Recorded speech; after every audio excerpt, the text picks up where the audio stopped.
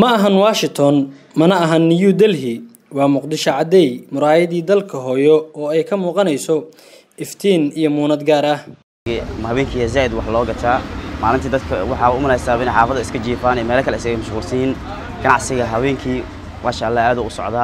socodka ganacsigan waa Muqdisho waxa ay ka soo kabanaysaa burbur iyo dagaalo sokeeyay oo ragaadiyay muddo ku dhow 30 sano waxa ka muuqanaya caasimada horumar baaxad leh oo dhan walba ah waxa kobcaya dhaqaalaha caasimada waxa maalin kasta la daahfuraya ganacsiyo halka la sii casriyeynayo kuwii hore u jiray magaaladan waa ay koraysaa maalgelin dhan walba ah ay helaysaa Muqdisho waxa ay hadda tartan kula jirtaa caasimadaha ugu waaweyn adduunka quruxda iyo bilicda caasimada ka sokow aan u soo daadagno dulucda warbixintan gal ganacsi oo ah muuqaal baahiye aad uga faalooda arrimaha ganacsiga iyo horumarka dhaqaale ayaa u kurgalaya ganacsiga xilliga habeenkii ah ee magaalada Muqdisho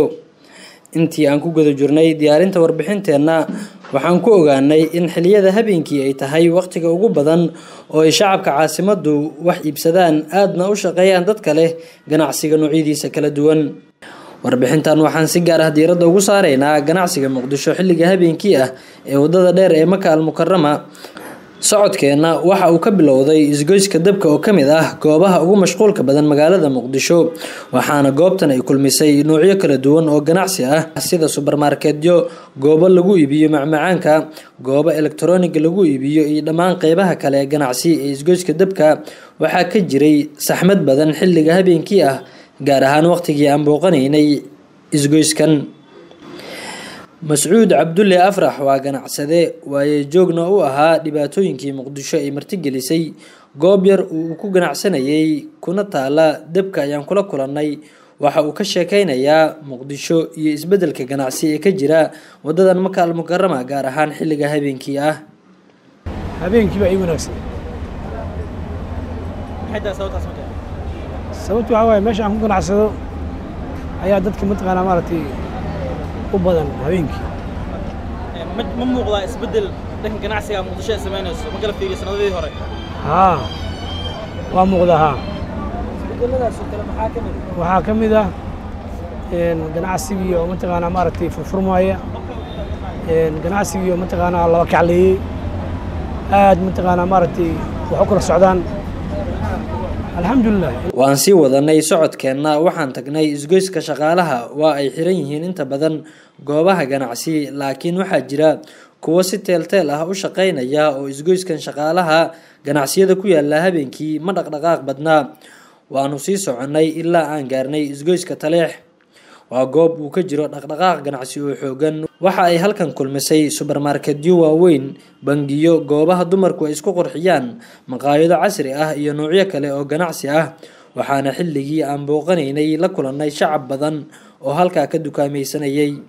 socdaalkeena ayaan sii wadanay ilaa aan ka gaarnay isgoyska Banaadir dhaqdhaqaaqa ganacsiga wadadan dheer ee Maka al-Mukarrama xilliga habeenkii ah waa mid aad u xoogan waxaana jira mashquul xad dhaaf ah dhammaan ganacsatadana waxay inoo sheegeen in habeenkii ay tahay xilliga kaliya oo ay aad u macaashaan haddaba horumarka ganacsi ee ka jira wadada Maka al-Mukarrama waxa uu qayb weyn ka qaataa kobaca dhaqaalaha guud ee ganacsatada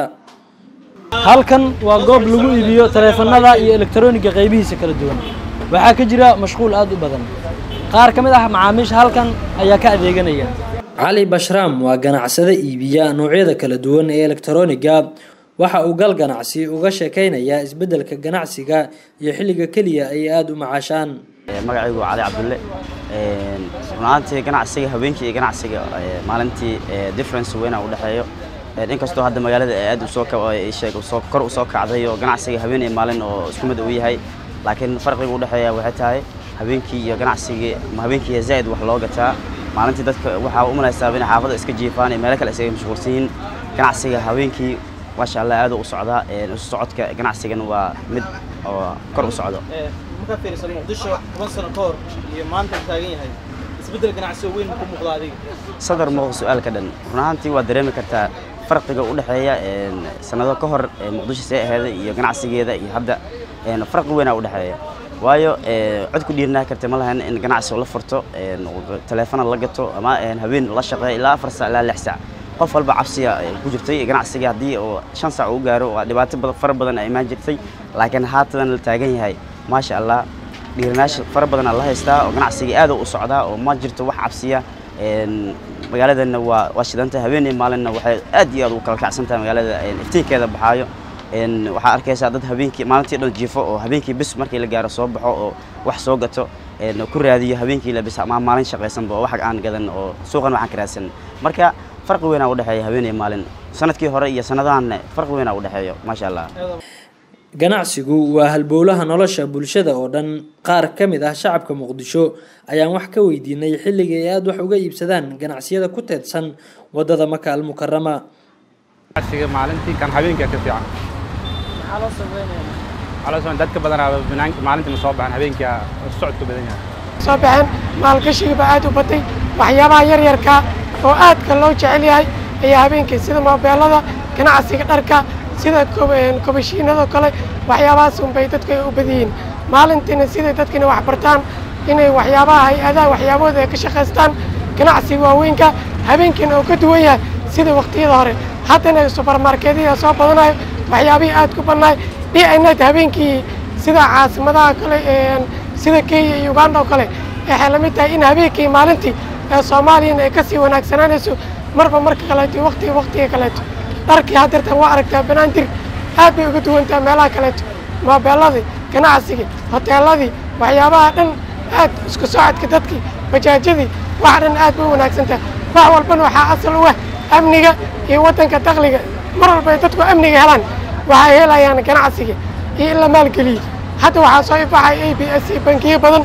Salaam banki wixii in dadka siinayaan ganacsiyo yar yar saas awgeed marka waxa dadku saalay in baawarta yarka ay helayaan sidaas oo kale wali marketingki suuqeyntiga aad u badan habeenka laga arkayo waxa kamid ah kala dhaweeyay oo dadku aad u shaqeynay aad iyo aad marka wixii hore waa ka duwan yahay hadarta marka la goobaha lagu iibiyo dharka iyo kabaha ee ku yaala wadada Maka al-Mukarrama gaar ahaan agagaarka isgoyska Banaadir waa mid kamid ah goobaha ugu mashquulka badan xilliga habeenkii ah mid kamid ah ganacsatada iibiya dharka noocyadiisa kala duwan ayaa gal ganacsi uga warbixinaya xilliga habeenkii iyo qaabka ay dadka Muqdisho wax uga iibsadaan carwooyinka Assalaamu alaykum warahmatullaahi wabarakaatuh anoo macnaha ganacsiga meeshan waxa la yiraahdaa carwo bulsho annaga maalin iyo habeen labadaba waa shaqeynaa ma sha Allah labada waxba noo gadman laakiin habeenkii aan si fiican nahay annaga xagga ganacsigeena ma sha Allah waa shaqeynaa si fiican u shaqeynaa طبعا waa dadku waxay ku howlan yihiin maalintii wax daruuriga iyo waxyaabaha la midka sida magaalada maartay qof walba bariiskeeda burida بعد الروح جورناتي قفل بساقة habeenkii waa la soo rawaxaa waa la imaadaa waa baashaal kafeteriyada iyo shaaha iyo waxaas markii la soo cabo kabacdiyana loo imaadaa waa dharaa annaga gadnaa mogta wax daruuriya ma gadno waa lagu labistaa dharka labis iyo waxyaabo lamid ah loo isticmaalaa dharka marka dabcan qof walba markay hooyada tagtay adeegeeda ka adeeganaysaa annaguna adeeg wanaagsan oo macnaha soo dhaweyn lahaan ka gadanaa 10 sano ka hor iyo maanta wanaagsan 10 sano ka hor maxaan haynaba waa sadaba wareeg iyo colaado iyo waxba lagu dhax jiray hadda horumar la sii gaaraa lagu sii tilaabsanaa ganacsigu ma sha Allah xil bixilay ka dambeeyay waa sii fiicnaana horumar weyn oo dhanka ganacsiga ah ayaa ka jira wadadan dheer ee Maka al-Mukarrama waxaana lagu tilmaami karaa halbowlaha ganacsiyada Muqdisho xilliga habeenkii ah waa wadada kaliya ee caasimadda ugu mashquulka badan ganacsiyada ku yaalana ay aad u shaqeeyaan